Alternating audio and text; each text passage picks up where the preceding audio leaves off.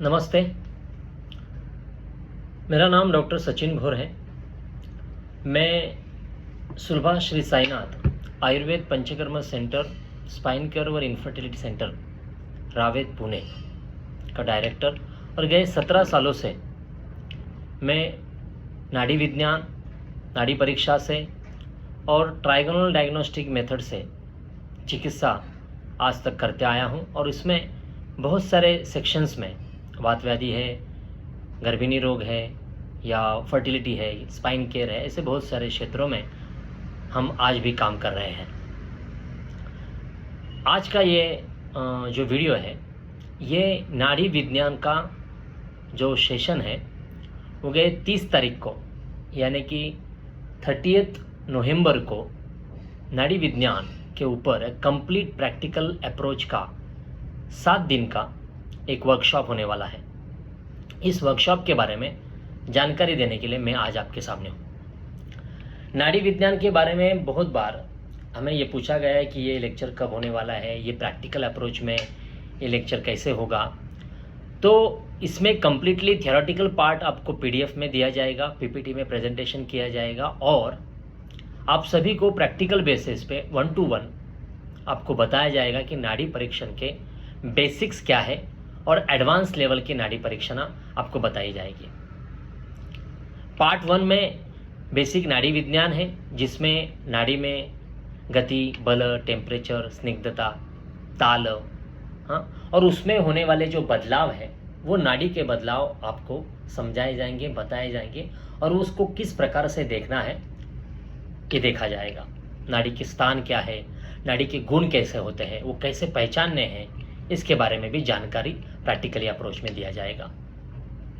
बहुत सारे वैद्यों को नए नए प्रैक्टिस के समय में उनको ये समझने में बहुत तकलीफ होती है कि नाड़ी परीक्षण में क्या क्या चीज़ें हमें सही तरीके से देखनी चाहिए और किस प्रकार से नाड़ी परीक्षण करनी चाहिए, कितने टाइम तक नाड़ी देखनी चाहिए और हमें नाड़ी से क्या क्या पता चल सकता है। हम सब जानते हैं कि अष्टविध परीक्षण में से एक परीक्षण नाड़ी परीक्षण है। हम सब जो त्रिदोषज जो नाड़ी है, दोषज जिसको दोषज नाड़ी बोलते हैं, ये कैसे देखना है, 3 फिंगर्स के ऊपर उसका प्लेसमेंट्स कैसा होता है, कितना प्रेशर देना है, सुपरफिशियल प्रेशर कितना है, डीप प्रेशर कितना देना है, कितने जगह पर हम नाड़ी परीक्षण कर सकते हैं, पांचभौतिक के दृष्टिकोण से नाड़ी परीक्षण किस प्रकार से करते हैं और अग्नि का, जाठर अग्नि का और नाड़ी का किस प्रकार से संबंध आता है कि अग्नि में अगर विषमता आती है तो नाड़ी में विषमता आ सकती है क्या, और अगर आती है, एबनॉर्मलिटी अगर अग्नि में आती है तो नाड़ी में क्या एबनॉर्मलिटी आ सकती है। हम हमेशा कहते हैं कि मेरे गुरु भी मुझे हमेशा कहते थे कि स्वस्थ नाड़ी जो है वो पहले आप समझ के लो, देख के लो, हाँ, उसके बाद आप एबनॉर्मलिटी समझने की कोशिश करो।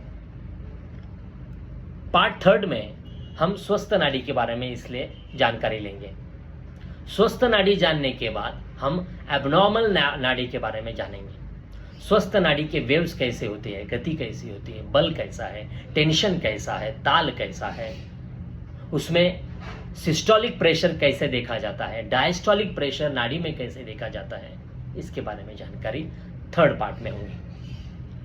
एबनॉर्मलिटी जब हम देखते हैं तो उसमें रसक्षय में, रक्तक्षय में या रक्त वृद्धि में या मांस वृद्धि में नाड़ी में क्या बदलाव आते हैं, ज्वर की नाड़ी, गर्भिणी की नाड़ी किस प्रकार से बहती है, नाड़ी को देखते ही ज्वर की नाड़ी में क्या बदलाव है, तो सामान्यतः नाड़ी में और ज्वर की नाड़ी में क्या बदलाव आते हैं ये हम समझ सकते हैं। विषज नाड़ी स्थावर है या जंगम है, ये स्थावर और जंगम नाड़ी में क्या, विषज नाड़ी में क्या बदलाव आते हैं इसमें हम बात करेंगे। सो एवरी नाड़ी के दोषज नाड़ी के पार्ट 2nd पार्ट में हो जाने के बाद 3rd पार्ट में हम ऑर्गन नाड़ी के बारे में बात करेंगे।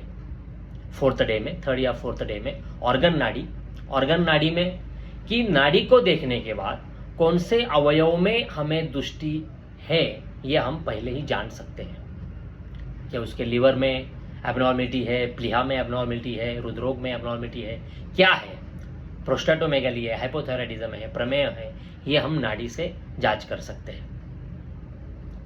उसके बाद जीवगति नाड़ी या जो कुंडलिनी नाड़ी जो होती है, जिसे हम आध्यात्मिक नाड़ी कहते हैं, यह आध्यात्मिक नाड़ी को जानने के लिए क्या प्रिपरेशन वैद्य को करनी चाहिए, क्या आध्यात्मिक नाड़ी वैद्य जान सकता है, अगर जानना है तो उसमें क्या बदलाव वैद्य को करने चाहिए खुद में कि जो वो उसको सहजता से जान सकता है।